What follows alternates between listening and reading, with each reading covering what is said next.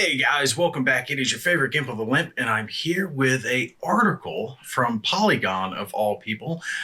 They put out an opinion piece talking about the magic of tabletop crowdfunding is dying. Burning money used to be more fun. So this is where they go into Kickstarter mainly, but crowdfunding as a general topic and saying how they think that it's being killed off. Personally, I think Polygon's been watching some other YouTubers' content. This really, it seems so familiar. A lot of the King of Average, the stuff that he's covered, they're covering pretty much almost point for point. Some of the stuff that I've covered almost point for point. I'm not saying they definitely took it from us. They could have come up with the article on their own, but it does seem very familiar to stuff that others have already said. All right, so let's go over their article real quick and take a look at their thoughts, and we'll kind of compare it to my own opinion since I have backed a lot of the stuff, and I know many of you have as well.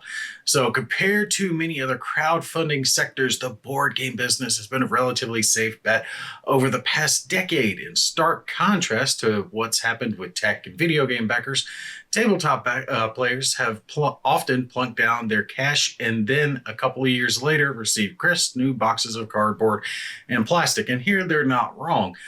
For the longest time, that was the approach of Kickstarter. You would back something at a relatively good price. You'd get a bunch of stuff. Generally, a year or two later, sometimes they'd be a little bit late. Sometimes they'd be a little bit early, just depended on the company. But usually you didn't have to worry about it actually appearing. Hell, if I remember right, the Gloomhaven, one of the biggest boxes, I think its first Kickstarter when it first came out was somewhere around $100. I mean, it was definitely not high for everything you got in that box. You got a lot in that box. This approach has resulted in some of the best board games of the past decade. Like I just mentioned, Gloomhaven was #1 for the longest time. And it has fundamentally improved the industry by raising production values and broadening creativity, which they are right there. Games, I've used this one as an example many times, like The Seventh Continent never would have been made. I think they had approached publishers and were turned down because it was so card heavy. I mean, that game has almost 1,000 cards in it. And they were shot down like, no, people wouldn't want that. But they did it on their own, and it was a massive success. And I like the game personally. Some people don't. It's a taste thing, but I like The Seventh Continent. It's been such a successful endeavor that some of the largest companies in the industry have emerged from Kickstarter, such as Come On Games, Zombicide, Marvel United, Stonemaier Games, Wingspan, Scythe, and Awaken Realms with Nemesis and Tainted Grail. And they're right there. Come On, I mean, they've got how many iterations of Zombicide now? Pick your flavor. They probably got one. And those games are just dumb fun. Group of heroes killing off zombies, the mini spread across the board. And the game is simple enough that you could teach it to damn near anyone. The kids can play, your friends can play, you can drink and play. You know, it's just dumb fun game. And usually you got a lot of value for your dollar spent. It's definitely not that way anymore. Yet recently, I feel that the trend has started to change. And there's one key reason why, and I'm going to touch on that here in a minute. This once exciting method of producing games has taken a bit of a turn, and the dice have started to come up craps. Projects have become less enticing for consumers with increasing risk, higher costs, and promised exclusive content that ends up not really being exclusive. Now, I don't really care about the exclusive part. They get into this here in a minute where they start talking about that they do second and third campaigns, and that's just the game did well and more people want to buy it, so they do a second campaign. I'm fine with them doing an extra campaign. Usually most of those campaigns have a previous backer segment where you can pay $20, $30, $40, whatever it is, to get some updated components to improve your own original game. I don't see a problem with that. The single most significant culprit for this downturn has been the economic impact on publishers due to the pandemic. Now, here we we disagree completely. Supply chain issues and rising material costs have exerted a tremendous amount of pressure on an industry that operates on small margins, which that is right.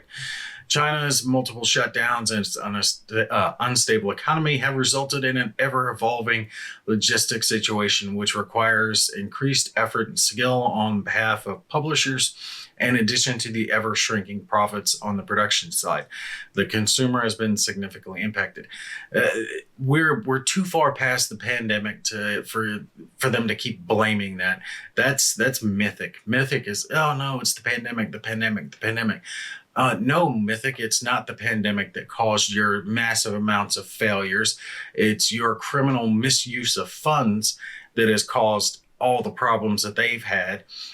Plenty of other companies got hurt, suffered some because of the increased shipping costs. I know some publishers are friends of mine. I talked to them about it, and their shipping costs did go up tremendously for a period of time. Now they have come back down since then, but not to the point that it just destroyed their companies. And most of them ate the costs themselves and were still able to produce the games. Mythic did not do that. They kept trying to lean on the pandemic as the reason for their issues when it was all bad running of their business that caused their issues. One look at CMON's campaign shipping price, and this right here is where I'm starting to think that they've been watching review videos to get their content for this story, because I use CMON as my example, and I think King of Average did as well when he talked about the issue, but I specifically went into the difference between their first campaigns and then their follow-on campaigns and how the price went up, but the content went down, all this other nonsense. And again, that was in a short period of time. We're not talking about that the price went up, over a period of 10 years, 15 years, something like that. We're talking about a few years. Their price had dramatically gone up and what they were offering had gone down. One look at CMON's campaign shipping price is guaranteed to make the hairs on the back of your neck stiffen. I remember when the company's original Kickstarter campaign for Zombicide launched way back in 2015. It's hard to believe now, but the shipping was free. The campaign caught fire, raising nearly $800,000 and producing a bevy of exclusive content that would never be available again. Backers made out like bandits, receiving 43 extra miniatures, 12 additional cards, special campaign of linked scenarios, an online scenario editor, 6 glow-in-the-dark dice, and a t-shirt as bonus material in addition to the core game. This model became CMON's calling card, a veritable truckload of exclusive content that would not be available later at retail, resulting in big gains for both consumer and producer. It also trickled down to other companies such as Awakened Realms and Monolith, quickly becoming the standard for miniature-heavy projects. Like I said, those mini-heavy games were, guilty pleasure of mine, like so many others for a period of time. But I know myself. I have found myself looking at Kickstarter and I'd get excited for a second, and then I go, is it really offering me that much more that I don't already have? I've got other games on my shelf that I haven't played yet, my wall of shame. And it's not worth it anymore. So, I get that. That was the past. Now, the pledge price for these big games has jumped from Zombicide's 100 up to 130 for a comparable amount of content. And CMON's recent Deceased campaign, that's the one where they had DC and zombie crap. And the shipping that was included in the original $100 price is now estimated to be $40. While it's reasonable to think that a price hike is necessary for these companies to survive and continue producing games, it has resulted in a crowdfunding model with much less upside for consumers. Even some of the exclusive extras that make up much of the perceived value during fast-moving campaigns eventually become available to purchase at retail. Why are you so hell-bent of others not being able? That's what I see here. You don't want others to be able to get it. I get it's nice to have those extras as part of the campaign, but the extra portion is the fact that you're getting that as part of your pledge and you're not having to buy that separate content. Others after the campaign can maybe get some of that content and they just have to pay extra for it. They're buying an expansion. So you're already getting a benefit. Who needs to have something that others aren't able to get to feel good about the campaign? That just makes no sense to me. These items now continually appear in follow-up campaigns, such as the successful Dune War for Arrakis recently returning to crowdfunding a second time. This strategy of pushing out a second campaign overtly highlights that these projects are functioning as pre-orders. They've been pre-orders for years, dude. Further straying from the idea of crowdfunding as it was originally conceived, which I agree, that is a bit of a problem, but it's just the nature of the beast. The model of the system worked too well as a pre-order system to be just what it originally was, which was the crowdfunding thing. And I think that Kickstarter needed to grow with those changes and understand that, okay, well, we started as this, but the market wants this, and it's become this, more of a pre-order system, and lean into what the majority of people are using it for, while still having the ability to be crowdfunding. They do need to find a way to make some of those smaller publishers stand out, easier for them to get going. Something like The Seventh Continent might have a hard time getting made today because so many people are used to those big companies that are coming to Kickstarter with everything fully formed, everything planned out. And they lay out basically, this is what it is, and you're just pre-ordering it, which is not what Kickstarter originally intended to be. So I can kind of get the premise, but this is one of those you roll with the punches type of deals. Beyond the rising cost and the loosening of exclusivity with follow-up campaigns and retail sales, the risk for customers has also ballooned. Now, here's the main problem. While there were instances of projects and companies going belly up prior to the pandemic, the doom that came to Atlantic City is evidently an example. I don't know that one. A rising tide of high-profile failures has recently been flooding the news cycle. Mythic Games, and see, here's the problem. He's again referencing the pandemic, but then looping Mythic Games into it. Don't give them the easy out. They don't deserve it.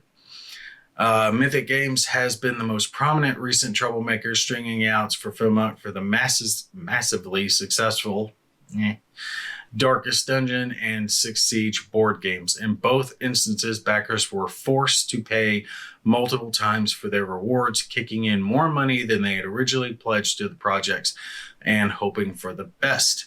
While both of these games ultimately delivered, no, they did not ultimately deliver. I never got Six Siege. I backed it, but I never got it. And half their backers never got it. So they didn't do it. And hell, there's still people that haven't got Darkest Dungeon.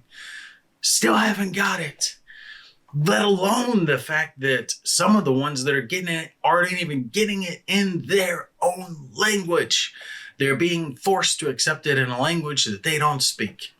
Mythic was forced to sell off several of its intellectual properties, such as Anastyr and Hell, to competitor CMON in order to remain solvent. CMON has said it will offer existing backers of those two projects a copy of each game, although the content will be severely reduced from the original pledge offerings. Basically, you're going to get something, but it's not going to be what it originally was. And at this point, I wish to God they would do that with the rest of their projects. So at least those of us who have stuff still in the works from Mythic would be able to get something.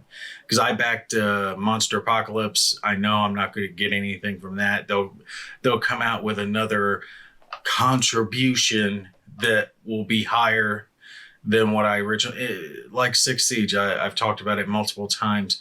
I want to say I was an $80, $90 backer. I was a low-level backer on that. Couple of map expansions, but that was it. And the amount they wanted me to contribute, I think at the end was 145.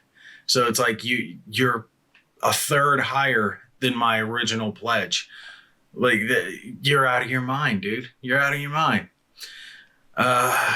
Received hundreds of thousands of dollars in support. Now their backers are in limbo, hoping to receive a small slice of what they originally paid for, as the original promises will never be met.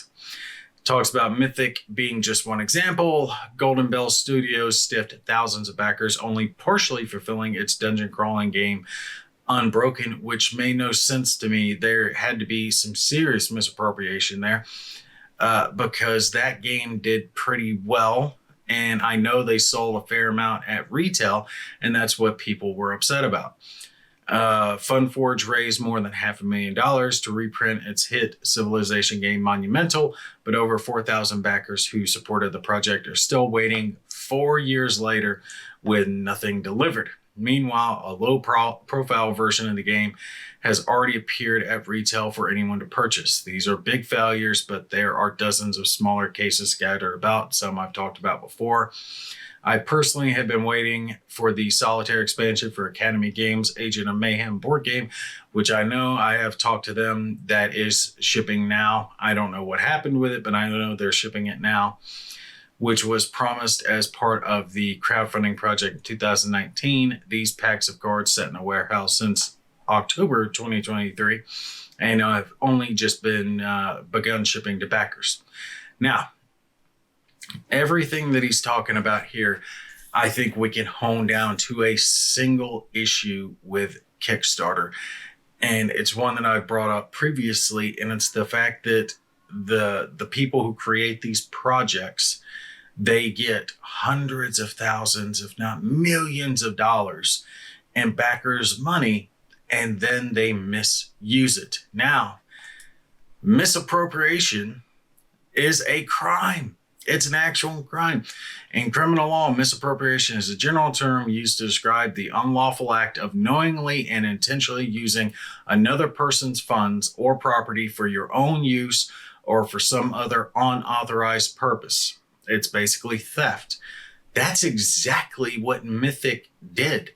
Mythic would have Kickstarter A that still needs to be funded and paid for and produced because they blew the money doing whatever. So they ran Kickstarter B and then used the money from B to pay for A, and then created C to pay for B, and then they created D to try to pay for C and the rest of B. The whole mess. They just created this wall of it's like spinning a bunch of plates, right? You get the analogy I'm going for. A house of cards that was bound to crumble, but they did not use backers' funds in the way that it was supposed to be used, in the way that it had been authorized to be used. Now, why is it that if I have $500,000 and I invest in a company for X purpose, right, and they go out and they misuse those funds and they blow it on hookers and blow whatever they do with it, I can sue them. I can go after them legally. There can be criminal charges against them for misappropriation of funds, among a bevy of other things. But it's an actual crime. People have been prosecuted for it. Why is it that that's only done in big names, right? You know, big instances. But when it's the little guy, when it's a bunch of us, regular people who are getting screwed over, then they don't take the time to prosecute it. Crowdfunding is supposed to be, we're investing in these companies, and as part of our investment, we might get a reward. That's why it's the reward system. Okay, great. I understand. Yes, it's gone towards pre-orders, but that's the general purpose of Kickstarter, right? You are kickstarting a company because you believe in what they're producing. Well, in this case, they're producing something that's a board game. Well, they misuse those funds. They should be held liable for misusing those funds, right? That, I think, is Kickstarter's biggest problem, is the fact that they still, to this day, do not have enough protections in place for the consumer, for the purchaser, and there's no real downside for the publisher, for whoever is running the company, if they purposely or negligently, whichever way you want to look at it, misuse the funds from a campaign and blow millions of dollars of other people's money. Not really much of anything is done to them. since there's no real risk to them, a lot of people have tried to abuse the Kickstarter system. There have been more than one board game to be attempted to be published. I remember a card game that was what was it based on? I want to say maybe Game of Thrones, something along those lines. But you could very obviously tell it was fake. It was using a well-known IP to try to get people to back it, but they weren't licensed. They weren't approved by the people who own the IP, and it got shut down. I think it was Game of Thrones, but I could potentially be wrong on that. Point is Kickstarter at least did shut that down, but if they had succeeded, would there really have been anything done to them? And more than one other person has tried to format a game, a campaign, and succeeded in getting money out of Kickstarter. Kickstarter gets its cut, and they just go about their business. And I think this is why a lot of publishers are switching over towards GameFound. GameFound does have more protections in it, but something that they haven't really addressed here in Polygon's article is the fact that I've seen in a lot of these, especially on GameFound, they have these little icons down there for stretch pay. Stretch pay. You can use stretch pay. And I'm like, why are we having to use this? Is a luxury item. This is a board game. Why are you financing a board game? Are you out of your mind? If someone has to use, if the majority of your backers, hell, whoever, have to use stretch pay to pay for your board game, then you're doing it wrong. You're doing it wrong. People should not be financing a freaking board game. Are you out of your mind? Some of these campaigns, I've seen some that were upwards of $800,000, $900,000. Shit, I can't remember the name of that one. It had like 3 different iterations of it. I'll figure out the name, post it up so you guys can see. But it's all in pledge with something like $1,200, and they're like, oh yeah, what board game is worth that much? Kingdom Death Monster is one of the most expensive, and I still don't think it's that much. You shouldn't have people having to finance, right? Prices have gone way too high if people have to use stretch pay to actually get some of these articles. And if you're using stretch pay, you really need to rethink the choices that you're making, because you shouldn't be financing a damn board game, right? Spacing it out over a period of time. That's not right. These are luxury items, and these they're supposed to be on your shelf. You pull down and play, have a good night with your family, something like that. Not something that you pay on like a car for the next 6 months to a year. Anyway, let's finish their article here real quick. While many of us have grown weary, I'm not suggesting we throw the baby out with the bathwater. There's still a lot of good work being done on crowdfunding platforms, which there are. The aforementioned Dune for Arrakis is a phenomenal game. Dune War for Arrakis, rather. Thanks in part to successful 1.33 million campaign. Smaller outfits like Letter Games continue to utilize the framework to produce exceptional work. There are still new indie developers popping up every other week, even if they are unfortunately overshadowed by the giants that make up the bulk of the space. This is precisely why I'm arguing that the magic is gone, though. These large companies that are the face of crowdfunding have lost their swagger. The value of their offerings has diminished, and the risk attached to these big campaigns has increased significantly. Previously, we all benefited, and that led to breakthroughs in game development and marketing. Now the bottom has fallen out, and it's much less enticing. I don't necessarily disagree with him here. I think people need to pay attention to who they're backing, the track record that the company has on whether or not you're going to trust them with your dollar. A good example would be Compass Games. They do war games. I've played many of them across my channel. Got a handful more that are getting ready to be covered now. And the gist is they've succeeded at every campaign. They've got short turnarounds. Usually when you back a game, you get the final version within 6 months at the latest. They've had one that went longer than that, but it was different than their usual, and it's excellent. Burning Banners, definitely worth checking out, by the way. but know the company, right? Make sure you do a little bit of your homework. Has the company ever not delivered? Has the company ever been late? Has the company ever not updated or kept people informed about what was going on behind the scenes? At least hey, we haven't forgot about you. We're still poking at this behind the scenes. We're a small company, family run, whatever it is. Just letting them know, hey, we're still on progress. We're working towards it. We'll get it to you as soon as we can. Make sure that you trust them with your dollar. And honestly, I've said this before and I'll say it again.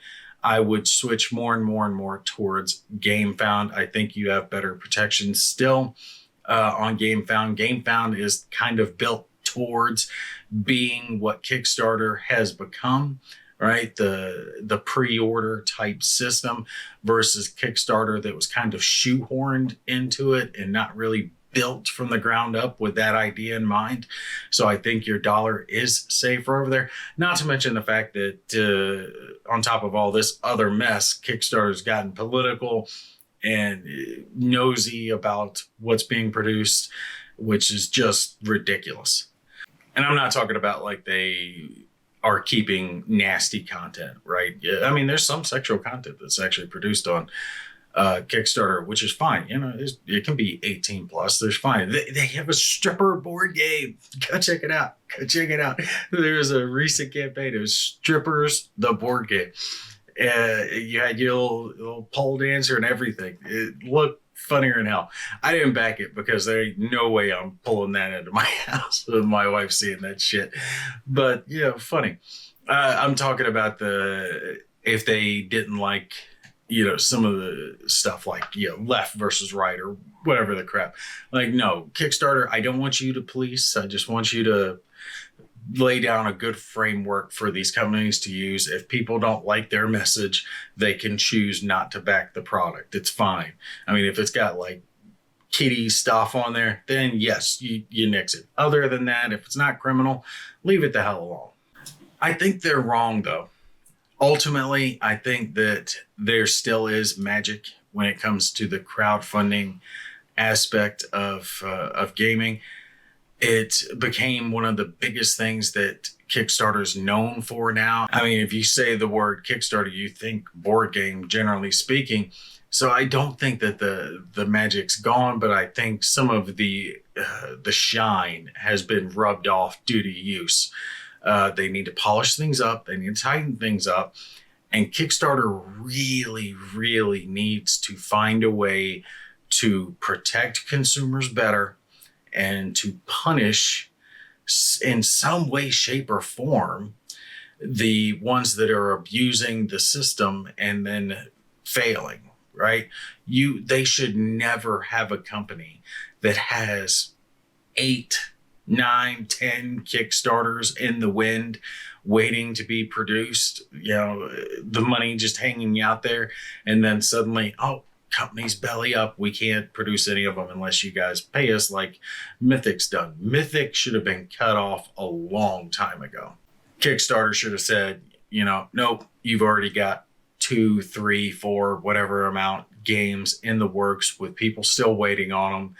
No more new projects until you deliver on these. You can't have that many hanging out. And if a company can't survive otherwise, right, that they've got to keep producing Kickstarters, otherwise they're going to go under, then they're going to go under. It's just how many people are going to get screwed over on their way. Your company should be able to survive if you've got 3 big Kickstarters out there, hundreds of thousands, if not millions of dollars raked in from that.